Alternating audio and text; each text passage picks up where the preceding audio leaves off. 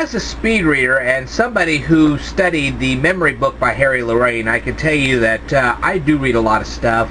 And one of the things that I was reading was a Reader's Digest. The Reader's Digest these days don't have as many stories as they did years ago. Fortunately, I had an uncle who had subscribed me to the Reader's Digest for many, many years. I kept all those Reader's Digests, and now I'm getting a chance to finally read some of them.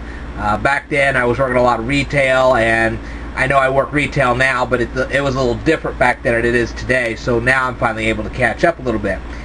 And one of the stories I read about was about a lady named Leah Bianco. And she had gone to a New York subway. 59th Street and Lexington Avenue was the subway stop that she went to. And she was on a platform and some homeless guy knocked her off. And thanks to the heroic efforts of Randy Brown, her life was saved. Well, I do have some questions for her. If you're out there, Leah Bianco, are you still a retail consultant for Tommy Hilfiger Jeans? And if so, how has your job been ever since? Do you still have to ride the subway, or do you now commute with your car, or how do you get to work nowadays? As for Randy Brown, I kind of wonder whatever happened to that Discman that you had. It'd be kind of interesting to hear whether it just broke, or you just gave it away, or, you know, I'm sure you probably don't have it by now, but I just like to know whether it ended up breaking, or you dropped it, or, you know, just kind of interesting.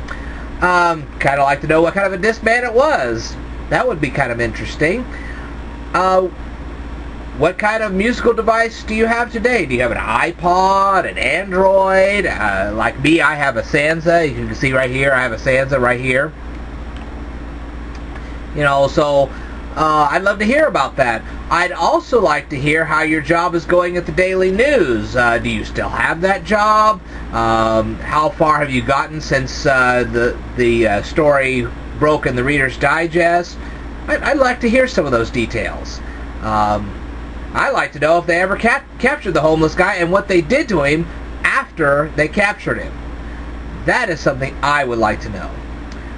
Alright, so if anybody wants to tell me those kind of details, you can leave a comment right down here below. Maybe you'll check out the story. It happened in 2004.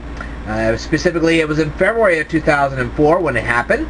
So, if you know anything about the story, feel free to drop me a line. I'd love to hear from you. So, Leah Bianco, Randy Brown, I'd love to hear from both of you. Like to hear what's going on in New York these days. I've not been to New York personally, and hopefully security has improved at the 59th Street and Lexington Avenue subway stop. At least we hope so. I hate to see any homeless people knocking people off of a platform ever again. So, but let me know, and I will tell you more in a future video. So stay tuned.